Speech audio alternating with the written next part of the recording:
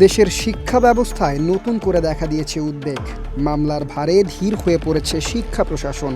শিক্ষক নিয়োগ, পদোন্নতি থেকে শুরু করে বিভিন্ন প্রশাসনিক কার্যক্রম আটকে আছে দীর্ঘদিন। শিক্ষা খাতে বর্তমানে প্রায় ৮৩,৫০০ মামলা রয়েছে। এসব মামলার ভারে ঝুলে আছে হাজারো নিয়োগ প্রক্রিয়া। সবচেয়ে বড় সংকট দেখা দিয়েছে সরকারি প্রাথমিক বিদ্যালয়ে।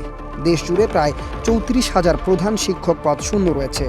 ফলে অনেক বিদ্যালয়ে চলছে ভারপ্রাপ্ত শিক্ষকদের দিয়ে শিক্ষা কার্যক্রম।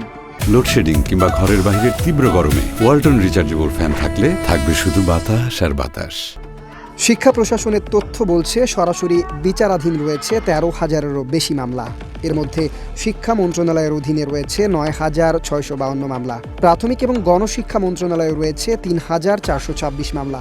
আর মাধ্যমিক এবং উচ্চ মাধ্যমিক অধিদপ্তর মাউসির ঘাড়ে প্রায় ৫,৮৩১ মামলা। মামলার বড় অংশই নিয়োগ, পদোন্নতি এবং প্রশাসনিক সিদ্ধান্ত নিয়ে। অনেক ক্ষেত্রে আদালতের স্থগিতাদেশের কারণে যোগ্য প্রার্থী থাকলেও নিয়োগ দেওয়া হচ্ছে না। শিক্ষক সংকট থাকলেও আটকে আছে নিয়োগ কার্যক্রম। প্রতিষ্ঠান প্রধান না থাকায় অনেক স্কুলের স্বাভাবিক প্রশাসনিক কাজেও সমস্যা হচ্ছে। শুধু শিক্ষক নিয়োগ নয়, এনটিআরসিএ, বিশ্ববিদ্যালয় এবং শিক্ষা বোর্ডেও চলছে মামলা। ১১টি শিক্ষা বোর্ডে বর্তমানে ১,৬৬৩ মামলা বিচারাধীন রয়েছে। মামলার কারণে সবচেয়ে বেশি ক্ষতিগ্রস্ত হচ্ছে প্রাথমিক শিক্ষা। দীর্ঘদিন পদোন্নতি বন্ধ থাকায় হাজারো শিক্ষক অনিশ্চয়তার মধ্যে রয়েছে। ২০০৯ সাল থেকে সহকারী শিক্ষক থেকে প্রধান শিক্ষক পদে পদোন্নতির কার্যক্রম বন্ধ রয়েছে। ফলে অনেক শিক্ষক পুরো চাকরি জীবন একই পদে থেকে যাওয়ার শঙ্কায় আছেন।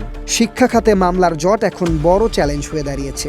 সরকার বলছে এসব মামলা দ্রুত নিষ্পত্তির উদ্যোগ নেওয়া হচ্ছে। তবে আদালতের জট কাটিয়ে শিক্ষা প্রশাসনের গতি ফিরবে কবে, সেটি এখন বড় প্রশ্ন।